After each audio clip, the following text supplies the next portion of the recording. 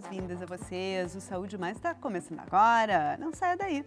Odontologia e autismo é o tema do programa dessa semana com Eliane Moronti, que já está por aqui.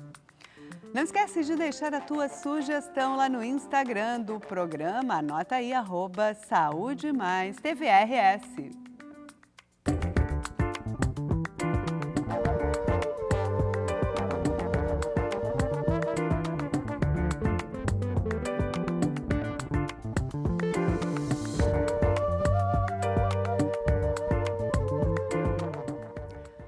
Podemos ajudar famílias atípicas e orientar dentistas para um melhor atendimento odontológico de crianças e adultos autistas?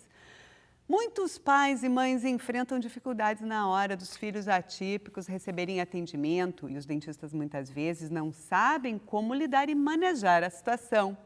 Para a gente conversar sobre esse assunto, a gente está recebendo a cirurgiã dentista de São Paulo, Eliane Moronti, pós-graduada em odontopediatria, atuando em transtornos do neurodesenvolvimento. Eliane também é mãe atípica e escritora, além de coordenadora pedagógica das pós-graduações do Instituto Neurociência e Autismo em Foz do Iguaçu, no Paraná. Bem-vinda, então, Eliane. Como é que, então, a gente pode entender como é que esse manejo odontológico para que ele não seja tão desafiador? Como é que ele é, ou em que medida ele é desafiador para os dentistas, para as mães, para as famílias, para os pacientes? O consultório odontológico, por si só, ele já é uma sopa de estímulos, né? É muito estímulo. Então, acho que primeiro a gente começa pelo entendimento do transtorno, entendimento, acolhimento das famílias, porque a gente tem algumas peculiaridades para esse paciente autista. E no consultório odontológico a gente tem luzes fortes, tem cheiros, tem barulhos, e acho que se a gente começar a entender a diversidade e observar com mais cuidado, né, a gente consegue fazer um atendimento mais humanizado, mais individualizado e menos difícil para as famílias. Quais são as principais diferenças, então, do atendimento para pessoas típicas e pessoas atípicas? O que se percebe em consultório? Além, claro, né, dessa questão, né, da luz, do toque, né, que muitas vezes também pode ser mais difícil, né? Tem que ter um caminho mais delicado, específico, né? O tratamento em si, né, odontológico, as necessidades odontológicas, elas são as mesmas. Mas a gente tem dificuldades do manejo, dificuldades com a previsibilidade do que vai acontecer. Então, acho que a gente tem que começar a enxergar os caminhos para a gente ter sucesso nesse tratamento, com o entendimento mesmo de que vai ser mais desafiador para essa pessoa, porque ela tem peculiaridades, né? E começar pelo entendimento, pela orientação da família antes, fazer uma consulta prévia para saber quais são as dificuldades específicas daquela criança ou daquela pessoa, daquele adolescente, porque a gente fala muito de crianças, né? Eu sou odontopediatra, mas o autismo ele não some, né? Quando a pessoa cresce, então ela continua tendo as mesmas dificuldades, vai desenvolvendo algumas habilidades para lidar com isso, mas também temos muitos adultos e adolescentes com dificuldades grandes de tratamento. Eu acho que a gente tem que começar a individualizar mais, saber quais são os desafios que aquela pessoa apresenta para conseguir adaptar o nosso atendimento para aquele atendimento individualizado. A gente pode entender assim a sensibilidade sensorial como um desafio maior e que necessita desse atendimento mais humanizado. Então, a gente pode até falar o que seria esse atendimento mais humanizado, mais acolhedor. Envolve o ambiente, envolve a fala? Envolve o ambiente, envolve a fala, envolve o manejo. Envolve a luz, por exemplo, vou falar coisas práticas, né, para ficar mais palpável. Então, a iluminação, às vezes, é um fator de desregulação emocional. O barulho, os barulhos repentinos, por exemplo, o uso do sugador, dos equipamentos que fazem movimento, vibração. Então, a gente pode antecipar que vai usar este equipamento, a gente pode fazer um treinamento, uma dessensibilização, começar em pequenos passos, possibilitar que tenha pausas para a pessoa poder né, se recompor, combinar alguns sinais para que, quando fizer assim com a mão, a gente vai parar um pouquinho. Então, a gente pode fracionar o atendimento em pequenas etapas, diminuir aquele tanto de luz do consultório, deixar uma luz só mais focal, e vai sentindo as necessidades daquela pessoa. Então, tem pessoas que não têm nenhum problema com a luz, e tem outras que têm. Então, isso a gente vai saber na consulta mesmo de avaliação, né? A gente tem que fazer uma avaliação criteriosa. E a gente já tem um manejo mais difícil com crianças, né?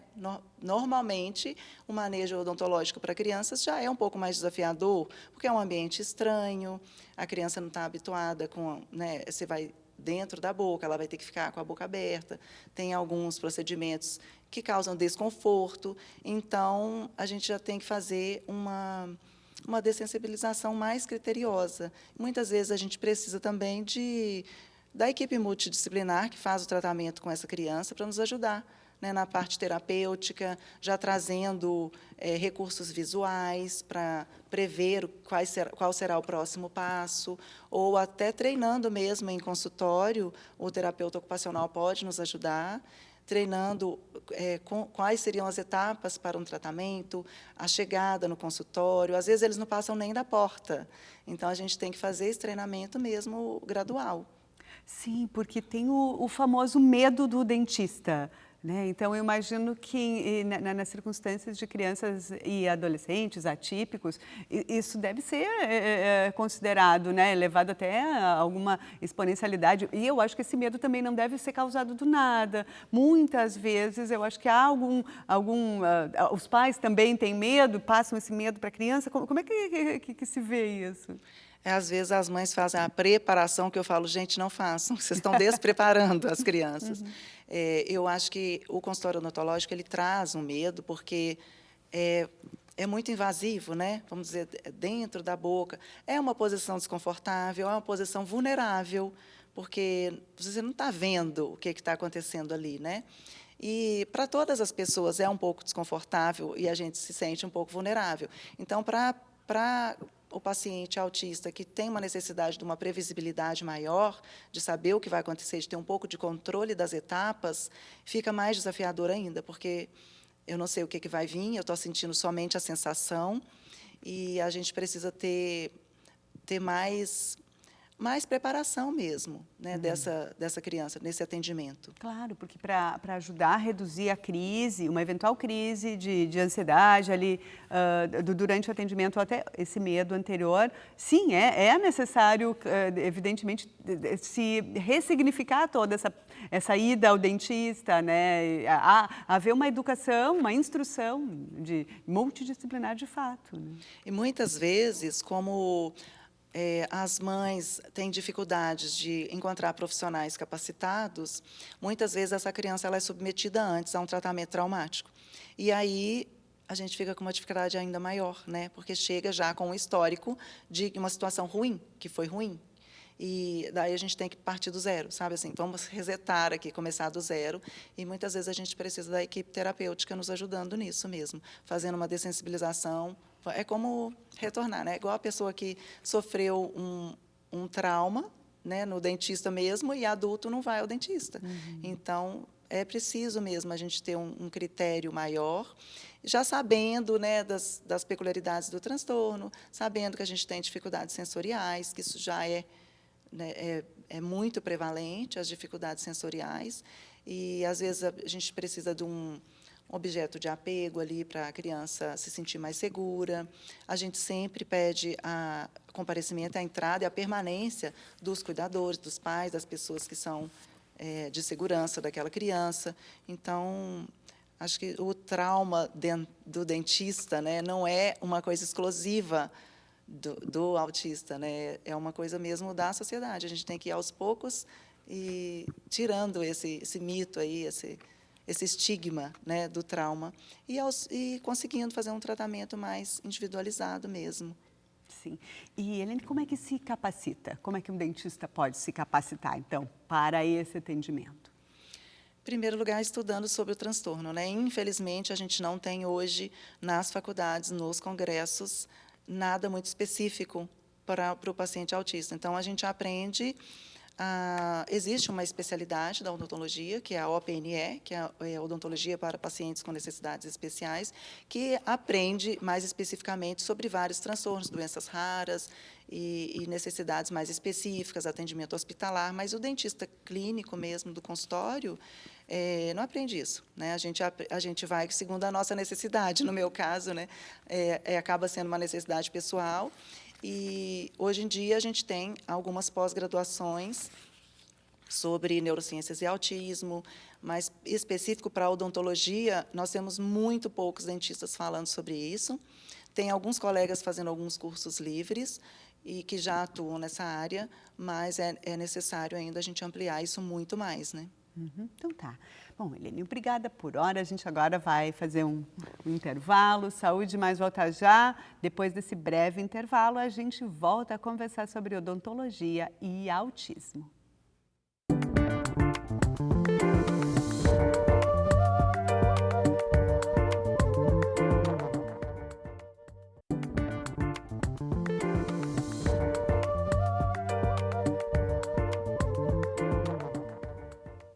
Saúde Mais de volta e a gente continua a conversar sobre odontologia e autismo com a odontopediatra Eliane Moronti, coautora dos livros Perspectivas Legais, Autismo e Busca por Justiça e também do livro Neurodivergentes, o Potencial Além do Diagnóstico. Os livros estão aqui, né?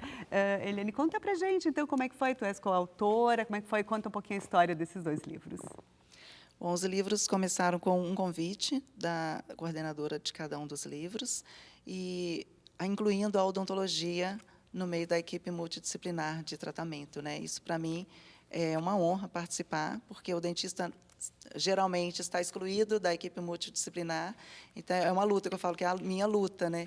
Para colocar o dentista como parte dessa equipe multidisciplinar, que, afinal de contas, a boca ela não está fragmentada do corpo, né? Faz parte da saúde geral, sistêmica da pessoa. Então, é necessário a gente estar com um olhar para a saúde bucal. E eu falo um pouco sobre o acolhimento necessário, o caminho do diagnóstico, que para as famílias é sempre muito tortuoso.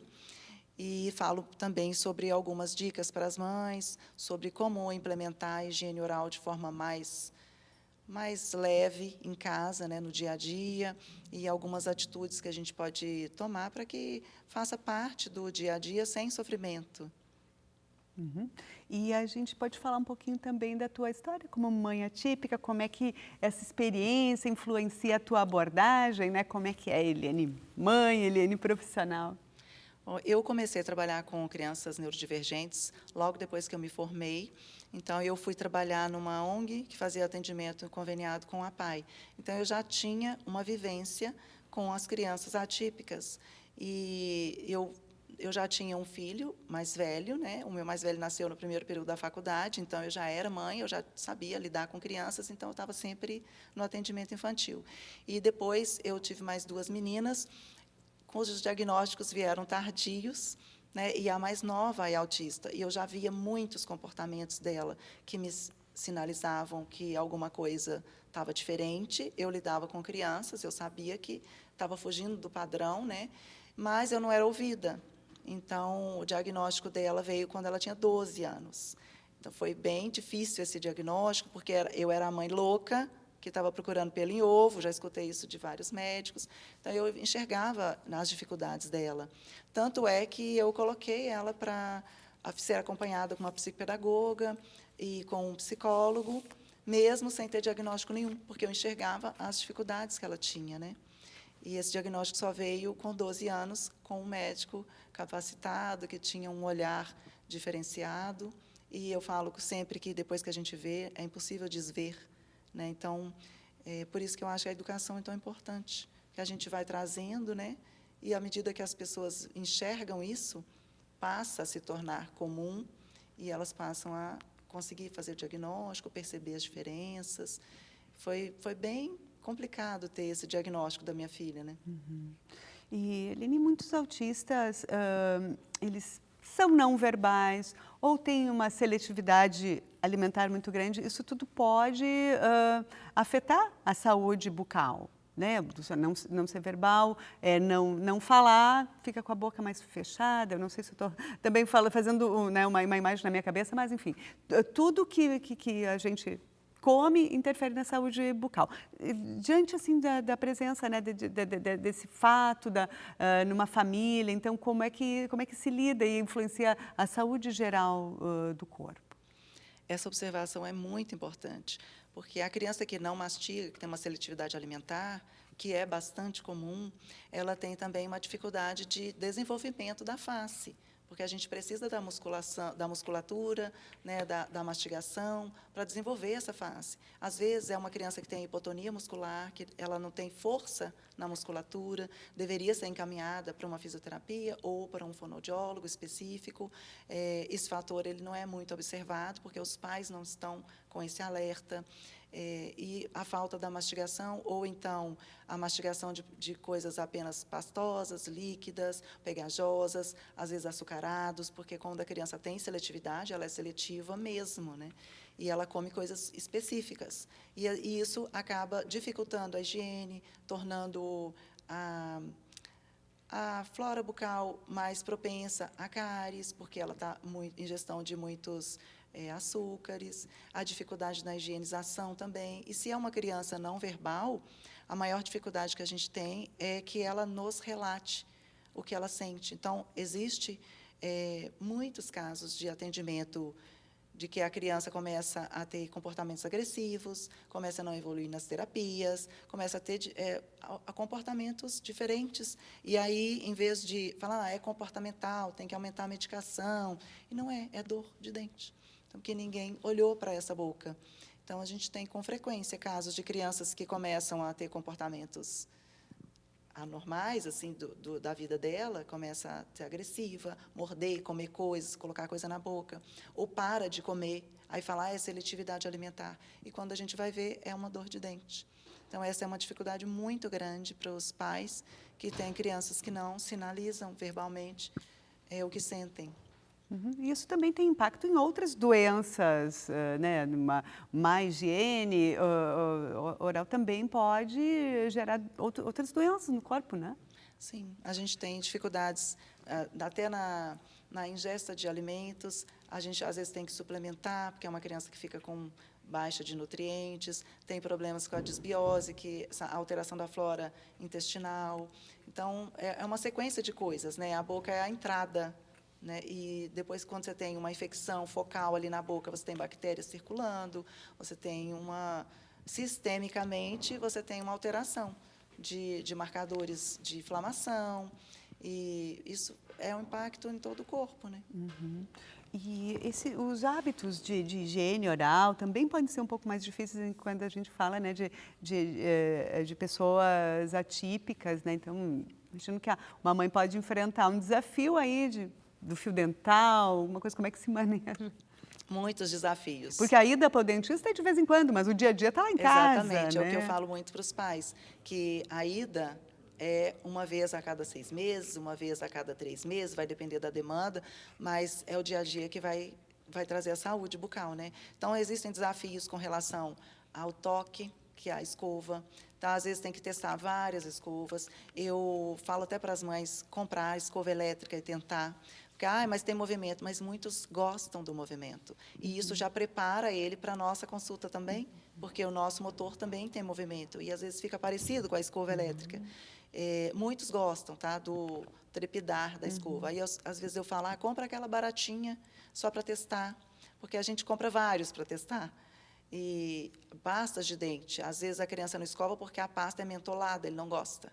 Ou porque a doce eu gosto mentolado. Então, se a criança ela verbaliza, você pergunta. E, às vezes, ela vai falar, eu não gosto porque arde minha língua.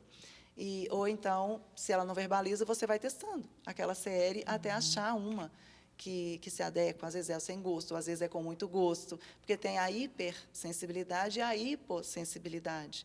Então, o que é hipersensível, ele vai achar ruim qualquer gosto maior, gosto mais intenso. E o que é hipossensível, ele vai gostar do gosto intenso. Ele precisa de um pouco mais para ele sentir. Então, é teste, né? Eu falo que os pais eles são especialistas em testes.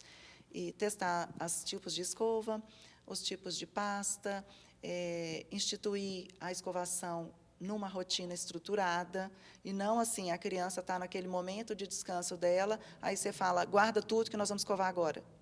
Né? Dá uma antecipação, ó, daqui a pouco é a hora da gente fazer a escovação. Né? Ah, mas eu não quero. Tem que escovar, igual tem que tomar banho, igual tem que pentear o cabelo, igual faz parte, né, dos AVDs, que a gente fala, que é atividades de vida diária. Então, acho que a gente tem que introduzir isso como uma AVD necessária. Eu entendo que a demanda dos pais é imensa, né? Eu sei porque, né, acontece comigo. E, às vezes, tem mães que falam assim, se eu conseguir escovar um dia, está ótimo. E aí eu falo, então, você faça uma excelente escovação nessa uma. Mas é difícil mesmo, é desafiador com relação ao fio dental.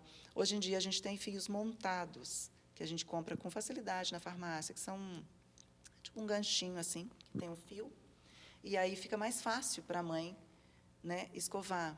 E fazer o treinamento da criança para executar a escovação sozinha, né, porque a gente espera que ela tenha autonomia, mas é desafiador, gente, não é fácil mesmo. Eu sei, eu tenho consciência disso.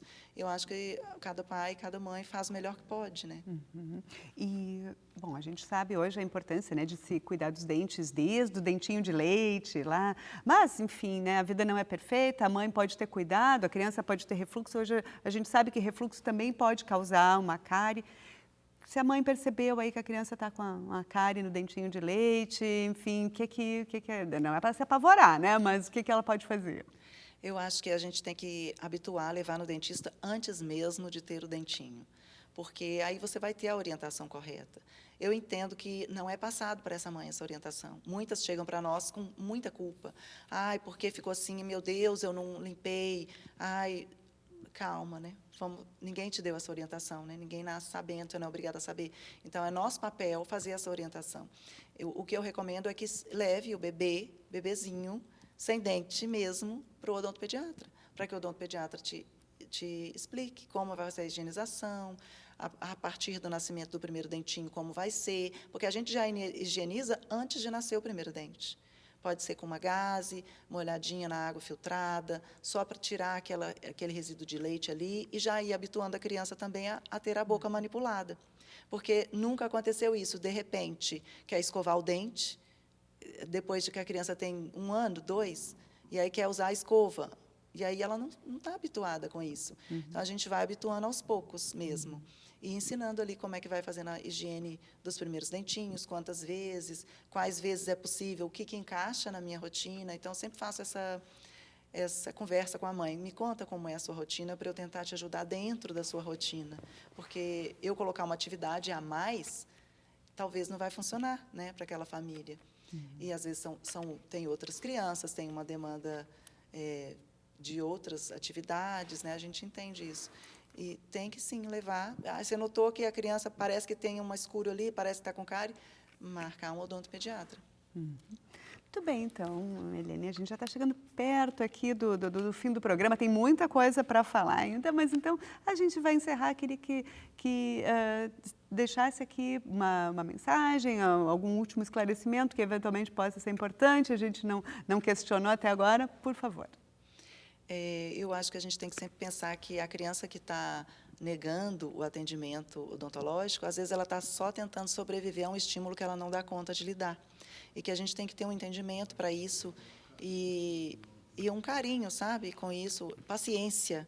Porque, mas ele não vai aceitar o tratamento. Ele vai, se a gente tiver paciência e não pular etapas, né, e ir no ritmo de cada um. É possível, sim, e eu acredito que eles enfrentam as barreiras e conseguem vencer, sim. Não desistam, pais. Tá certo. Então, Helene Moronti, odontopediatra, muito obrigada pela tua participação aqui no programa Saúde Mais. Eu que agradeço. O Saúde Mais ciência, mais bem-estar, mais prevenção vai ficando por aqui. Te cuida. Até a semana que vem.